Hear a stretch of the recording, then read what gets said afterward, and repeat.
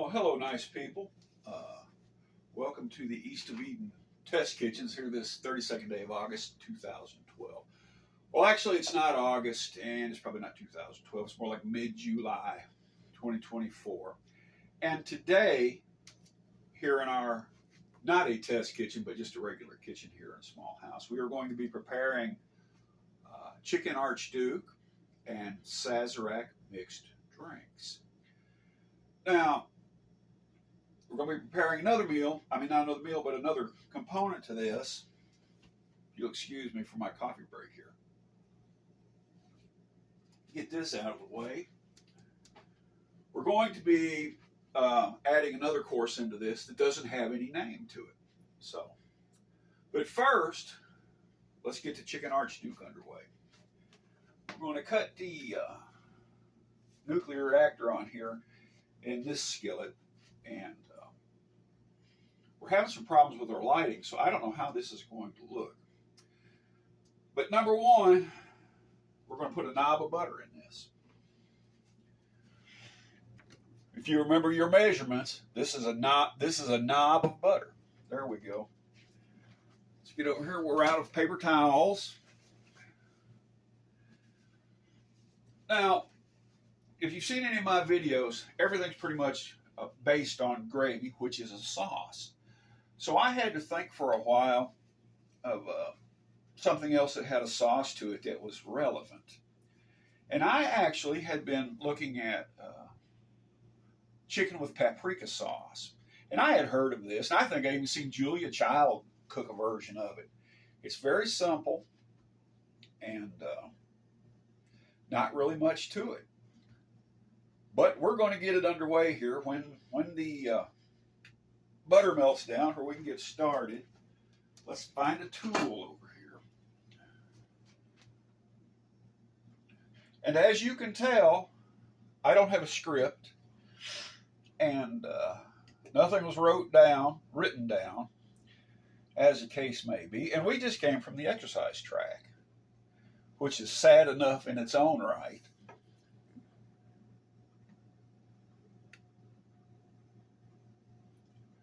But we're going to get into the big book over there in a minute, and I'll read you what it says. But this is very easy,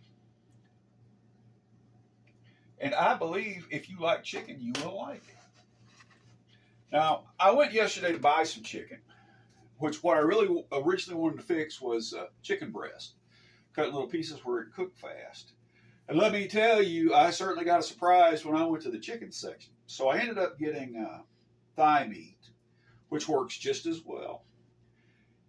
And you can cook it bone in. That's fine. Takes a little longer. I've removed the bone from this because I want it to cook faster. I don't want to make a great magna opus out of this and have a video 2 hours long. That's not what we're trying to do. But let's get the chicken in this. Good old thigh meat. You over here on the chicken. And we're going to place it skin side down. Get in there. Well, that one didn't go skin side down. That one didn't cooperate. That one did. That one did. There are some little incidental pieces of meat we're going to get in there. Now, I had scrubbed this. If you're curious about using the sink like that, I had actually scrubbed. Let's get the butter away from the raw chicken. I had actually scrubbed this sink out to start with. So, the chicken comes from a clean prep area. Let's get that bad boy turned over the way he's supposed to be. There we go. That's all. Let's get in here. I know you don't want to watch me do a lot of cleanup here, but you know, raw chicken, that's the way it's got to be. So soapy, washy, good hygiene. Let's not get chicken maladies from this. All right. The raw chicken effect is past. So let's make sure. This is a very good skillet. That's a $100 skillet right there. But sometimes it grabs onto the food and won't let go. But maybe it will cooperate today. All right, moving on. Let's see if we can get the fire on over here.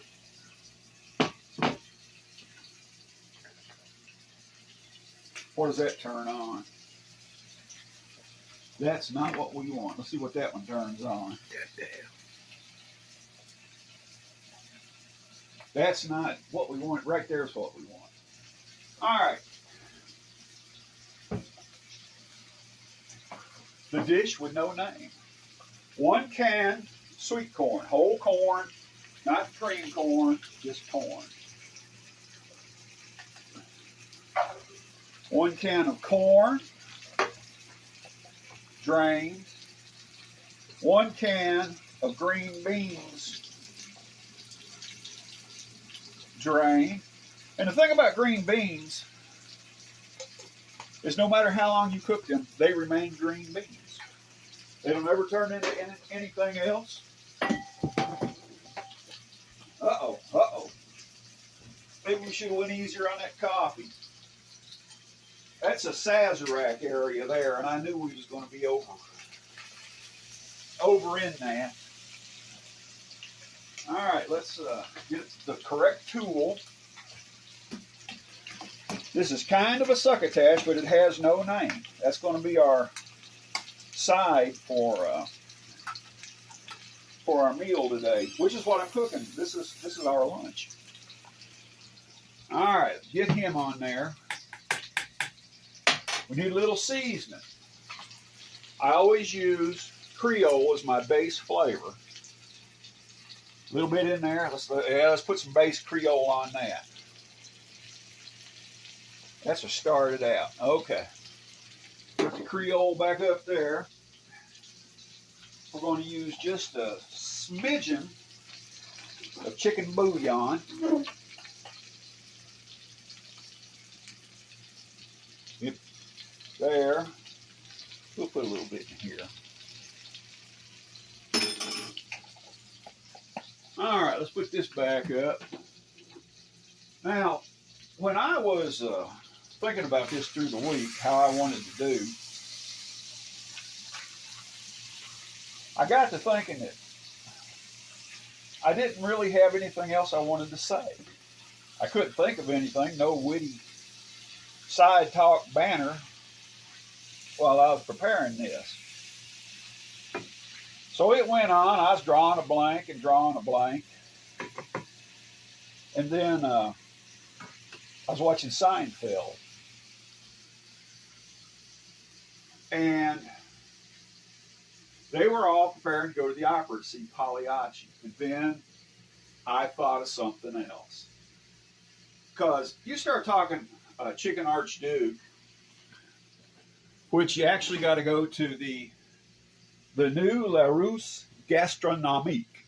You've got to go in there to be, if you're going to be talking about something like that, which is, as most people might say, it's kind of uppity. So I was trying to think about uppity things, and Seinfeld and them had got kind of uppity. And I started reminiscing here, I don't know, 8, 9, 10 years ago. What had happened, I had picked up a load of yard sale stuff. And in the yard sale load, there was a CD set for the appreciation of music. About 8 CDs explaining all music to you. And I had been listening to that, CDs, commuting back and forth to Memphis. I would listen to that and got, like it said on the front, an appreciation of music. And I got an appreciation of it. But I had started listening. It covered La Boheme. And I kind of liked the way that sounded. So I got a membership with Memphis Opera Company where they'd send you their little flyers and announcements. And I finally bought tickets. Nobody would go with me. Nobody would discuss it with me. Nobody wants to know about the opera. as I found out. But I got tickets to an opera called Don Giovanni, and it's down there. It's downtown Memphis, and the seats were only about that wide. It was like climbing straight up a mountain, and it was a horrible, uncomfortable experience. And some boob about 4 rows down, every time they would catch their breath on stage, he'd jump up and start yelling "Bravo," like he was at a football, a bullfight in Madrid on a Sunday afternoon. So that was my takeaway from that.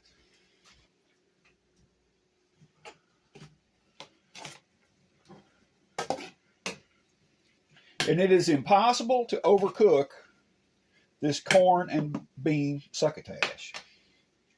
You might burn it up, but you will not overcook it. Let's put a flower of butter in there. It can only help. Get a little. Okay.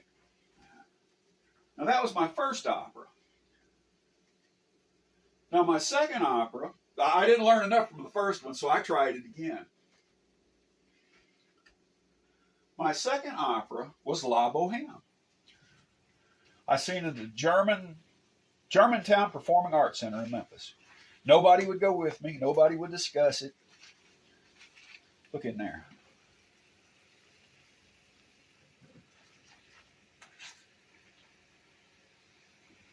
And it calls for some paprika. As I said, what I started out with was paprika chicken paprika. And it ended up being this chicken Archduke, or chicken with Archduke sauce.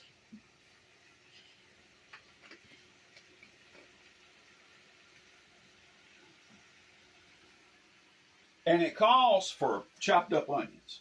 We're not chopping up an onion. We're going to use onion powder. That will carry us through.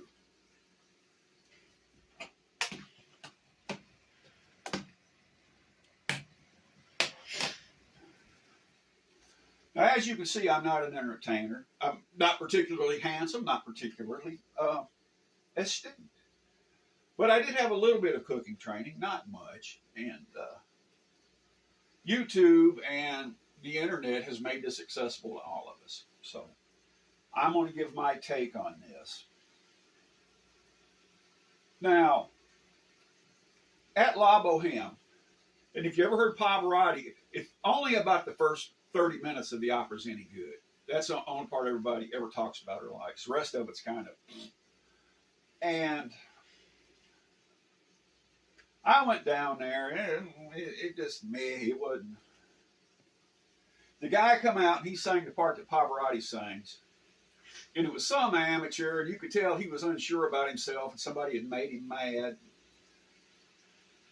So, but at that time, a family member had let us have an old Crown Vic Interceptor police car, which is pretty good shape, but he didn't want to drive it no more, so I was driving it around.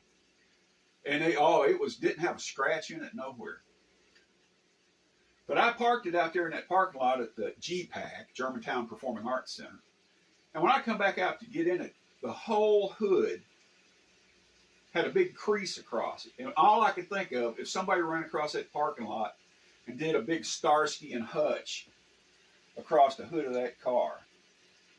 But every time I drove that car someplace, it would get a new dent in it. And people, I guess they'd walk by and kick it and spit on it, everything else. So that was my experience going to see La Boheme.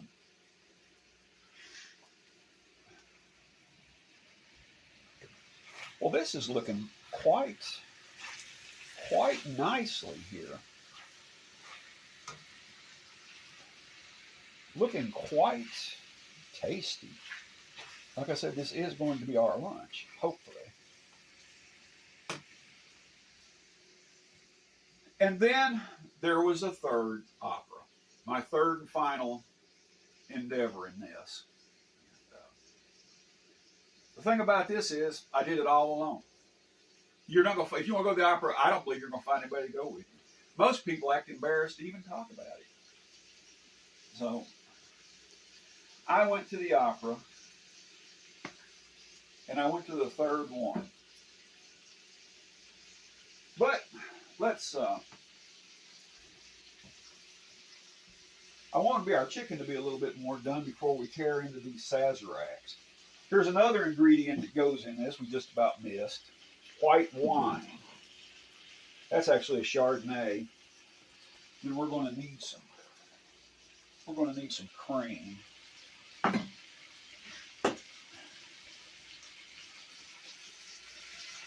This thing has a thick plate in the bottom of it, and it will get hot. And if you don't pay it proper attention, it will burn your stuff up. Okay, I know I'm going to need some ice. Let's see if we can get the ice made to cooperate. That is cooperating. Let's put that over here. And as you see, the coffee station, I've graduated to Nescafe Classico. Much smoother coffee. I have been drinking that generic Walmart coffee, and apparently it kills your taste buds. Because I was getting where I couldn't taste a thing, and that stuff had to go.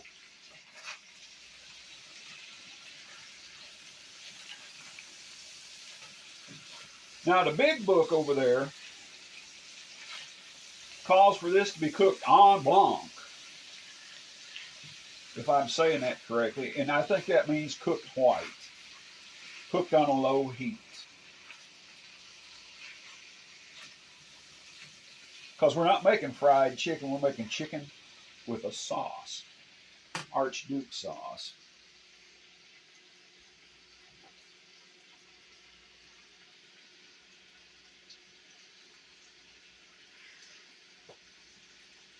We've got to open the wine. We're going to try to use this contraption. This is usually pretty entertaining. Let's see what this does.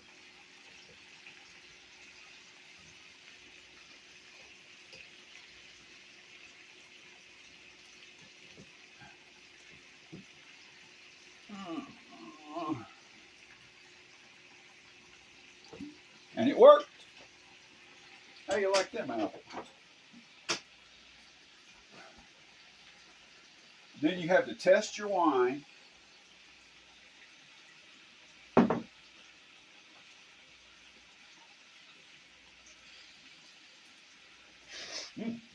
That's definitely wine.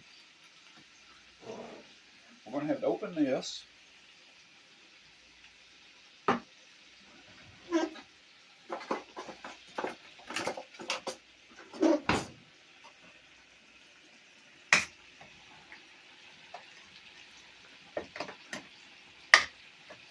There we go.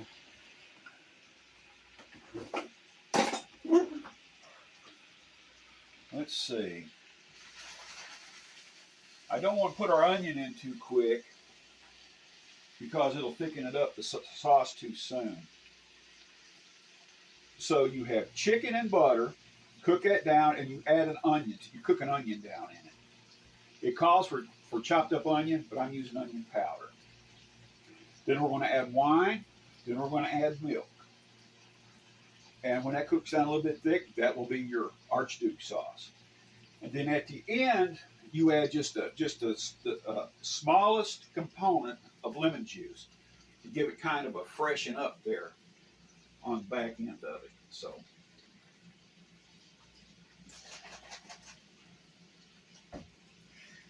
we're going to get that the way that it is. And everything should be the way that it is. Why would it not be?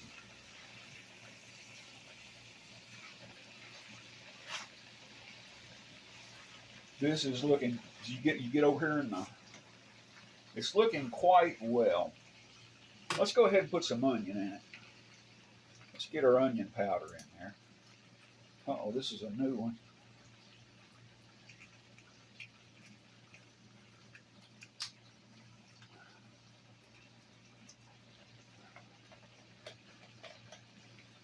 onion powder. We want an onion flavor, so let's hit it with some onion. I'm not scared of onion powder. You shouldn't be. I think that about does it just about right there. Hide that away. Put some black pepper in it.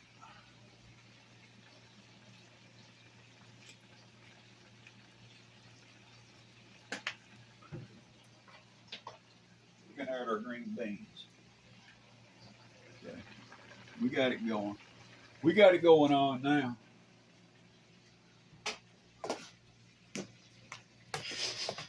Well, it smells good.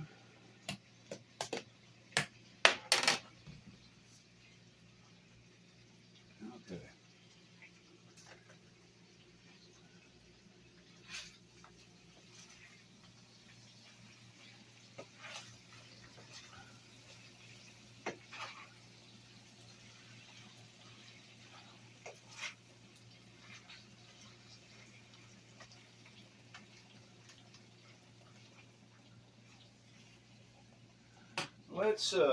Let's go a little hotter here.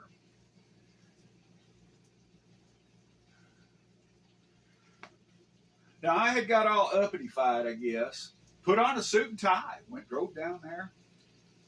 Well, you got to get some kind of entertainment out of life. But I think the first one was at the Orpheum, where I seen Don Giovanni. And the second one was the Germantown Performing Arts Center. Now this third one, I don't remember. There was something different about it. It may have been at GPAC. I don't know. I don't remember. But I remember it was Rigoletto. And they had brought in some kind of specialist from New York, because they called him out before and after and just threw big accolades on him for the art design. And the whole avant-garde, I can't even explain it. It was, I hate to use the word fruity, but let me tell you, it was damn fruity. And,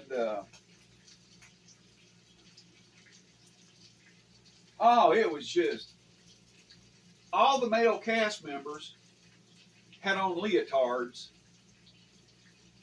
That's enough of that right there. And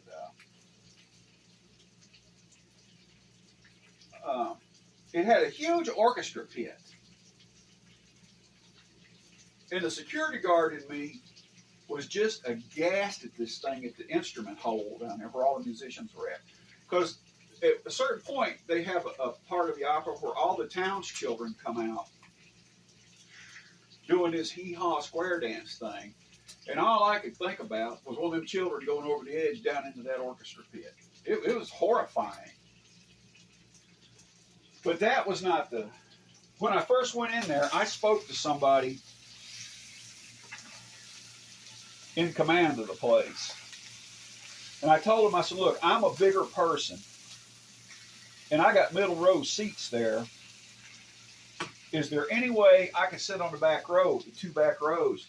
And the woman told me, well, ordinarily, the two back rows are reserved for employees.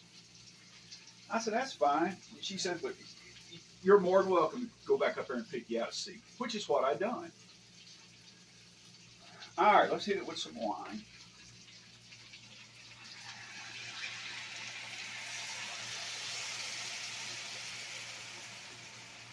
I believe that'll be enough of that. But for some reason, the ushers inside of that building were all these little old gray-haired white women wearing white shirts and black slacks. So I got on the back row, and one of them come in there and sat down beside me and started questioning me about what I was doing on that back row. And I told her, I was explaining to her that the management had told me I could sit back there because of my size. And her and I was chatting a little bit. The curtain was still down. It hadn't started. And another one of the little old gray-haired ladies come in here beside us and went, shh, for us to be quiet. Boy, you talk about something rubbing me the wrong way. That done it right there.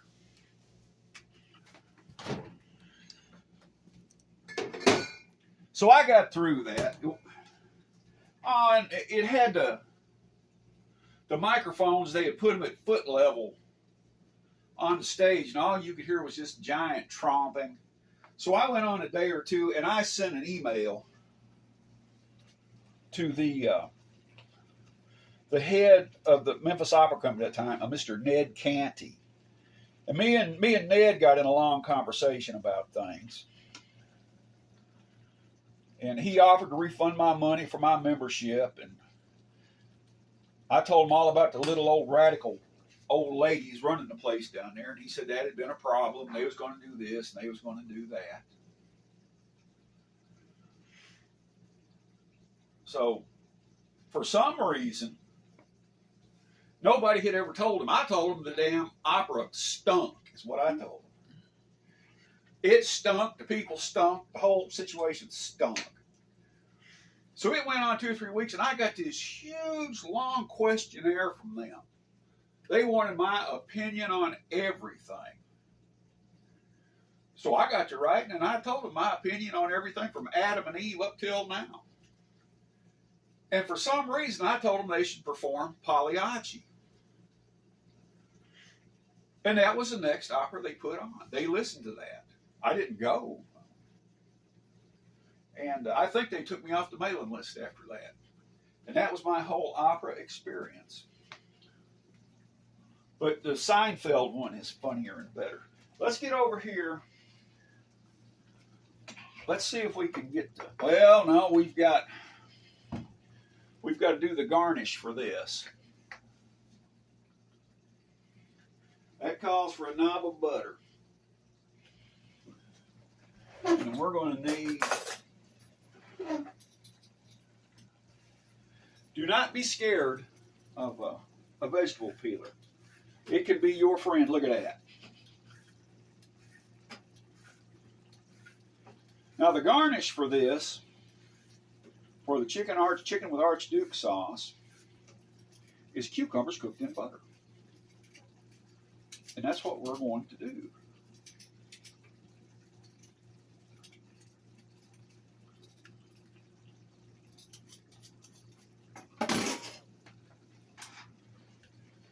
Okay. Let's give that a little rinse.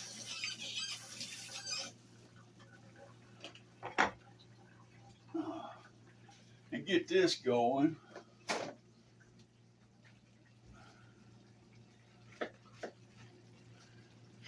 That smells good. Cubed cucumbers. That's cubed enough, don't you think? Get out of there.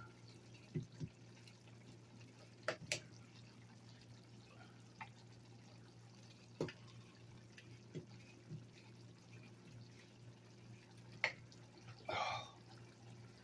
Come on now.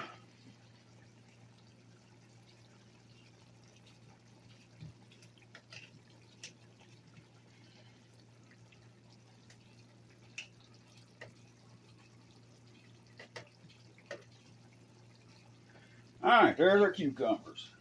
Let's get that back in there. All right, let's work on our Sazeracs.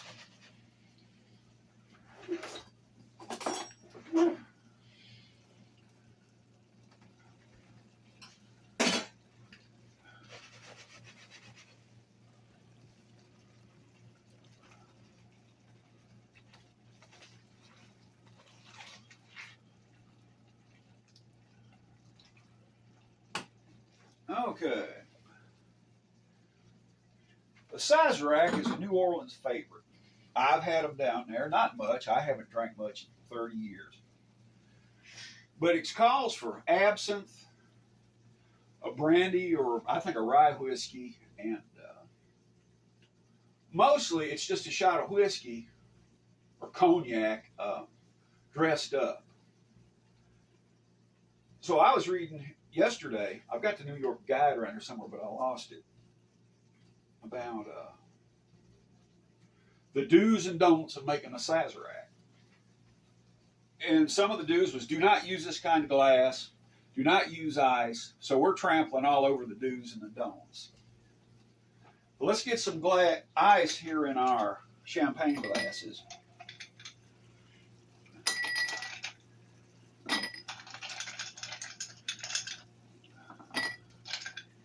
Because it's absinthe, you got to bloom or blossom that absinthe. And they're doing some kind of a, you're supposed to use a glass like this. But we're not using a glass like that. We're using a champagne flute. All right, now, going to put in, it calls for 1 cube of sugar. Everything all right with our film and our camera? And everything all right there? Good deal. We're going to put in a simple syrup. About yay much. Put a little more in this one.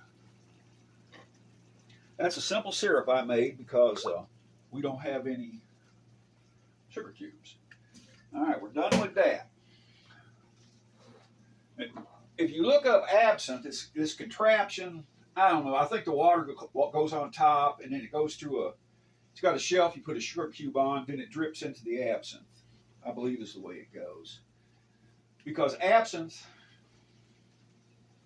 is a unique creation, and it calls for 1/4 of an ounce of absinthe and 1.5 ounces of cognac. But we're going to put in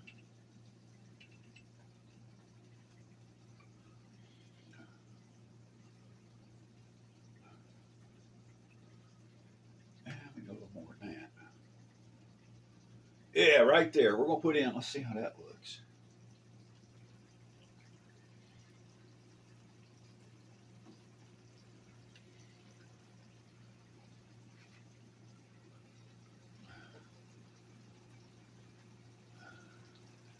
I think that one went a little bit stronger right there. All right. Going to get out our chopstick. I don't want to stick a metal object in there and bruise it. What are we doing here? Okay. Brandy. You're a fine girl. You ever heard that song? Let's put some brandy in there.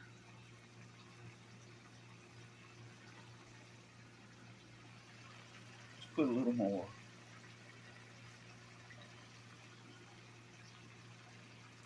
We'll put it all in because we're not saving this. All right. Now, Peychaud's bitters. Now, I looked this up. And the Google Know Everything says it's Peychaud's. But that looks like Peychaud's to me. I'm going to put 2 shots of Peychaud's. There's some bitters. There's some bitters. And then it said do not do this, but we're going to do it. We're going to put in 1 shot of Angostura. There we go. There we go. And then to finish it off, we're going to garnish it with just a little bit of lemon.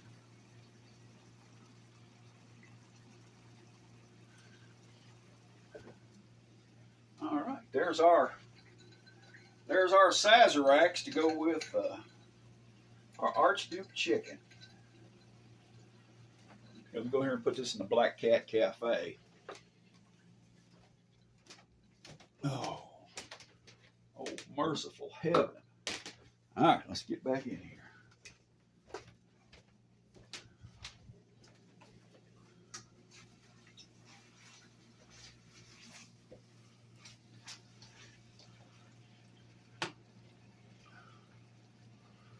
All right, let's hit it with some cream, good old cream here.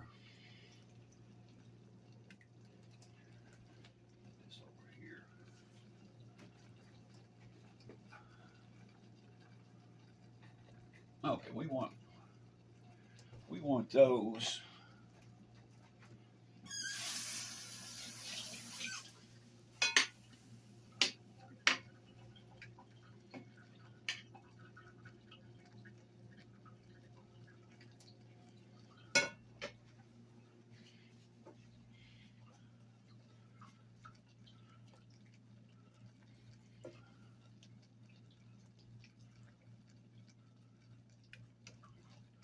Well, actually, one of the reasons I was drawn to the opera was because of the Marx Brothers, A Night at the Opera. I always thought that was a funny movie, so I was kind of a fan of that. But now my opera experience did not turn out that way. And I guess I could tell the story about what myself and the camera lady here, what I call our stupid night in Memphis, while our sauce gets thick here. They had advertised a traveling museum exhibit called World War II Through Russia's Eyes. And it was at the Pyramid in Memphis. So I wanted to go see it. I wanted to see that. So we went down there, and we had always got a motel room there at the Days Inn close to Graceland. We went down there and got a room. But we got there. It is a beautiful evening, dark. But the going into the lobby of the motel, they had these big sheets of glass, and next to the door, and the camera lady here got out, went running up in there. Instead of going to the door, I don't know what she thought it was. Boom! Hit that glass, and I'm glad it didn't break. And that man went, "Ooh, that's not a door." But we got the room. She stayed there, and I went over to the Pyramid to go to the museum. And I got out over there and got to looking around, and it was just these huge, long line. And I thought, man, that is a lot of people wanting to see this museum exhibit. So I got in the line, and I waited in line. And I got up there, and I paid whatever it was. And I was just amazed that many people was interested in the museum exhibit of World War II. So I get my ticket, and I go on in there, and I was in a damn basketball game. I had got in the wrong line. So I went down there. I found the museum exhibit was a little bitty thing around the side. And I went in there, and I explained all that to them. And their girl goes, "Well, maybe if you go back over and explain it to them, they'll give you your money back." What? And I said, "What? Go up in there and say, 'Hello, I'm stupid. Can I have my money back?'" And so I just ate the whatever it was.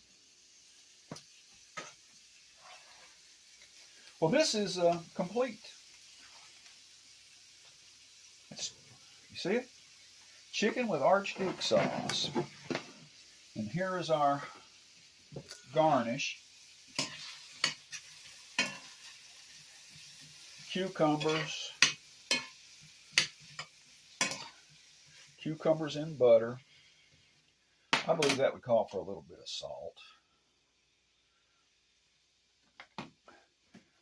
Okay.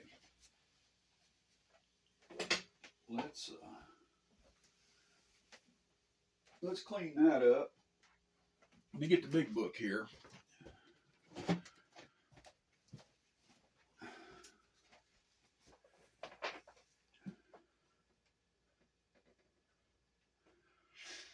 Okay, sauteed chicken Archduke, page 231. Okay, a lot of this is French. Saute the chicken in butter au blanc. I think that means low heat. When it is half cooked, add 2 tablespoons chopped onion, lightly cooked in butter, and a pinch of paprika. Dilute the cooking juices with 6 tablespoons scant white wine. Boil down, pour in your cream, and boil for a few minutes. Add the lemon juice. I ain't done that yet. Garnish the chicken with cucumbers cut in chunks and simmered in butter. Coat with the sauce. Okay. We forgot to put the lemon in. Let's hit it with a. We're not making lemon chicken, so you don't want much of that. There's the lemon.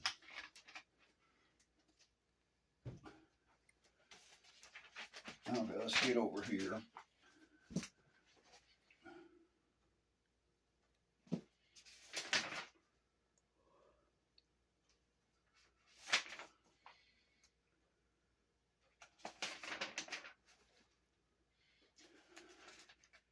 Okay, there are numerous ways of cooking chicken Archduke. The basic recipe is sauteed chicken to which has been added onion and cream. The method of diluting the juices may be varied by using brandy or Madeira.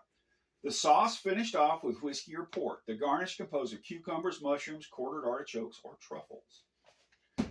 And there you have it. Let's plate this up, and then we'll let everybody move on with their lives. Let's get the Homer Laughlin out here. I'll put that lemon juice in a little bit late. Let's. Ooh, my goodness.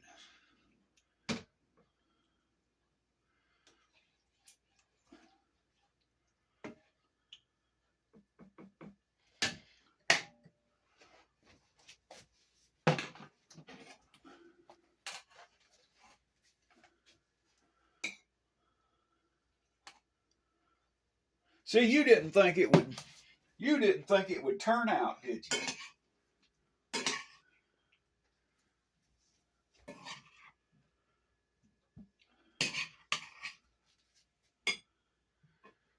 All right, let's go over here.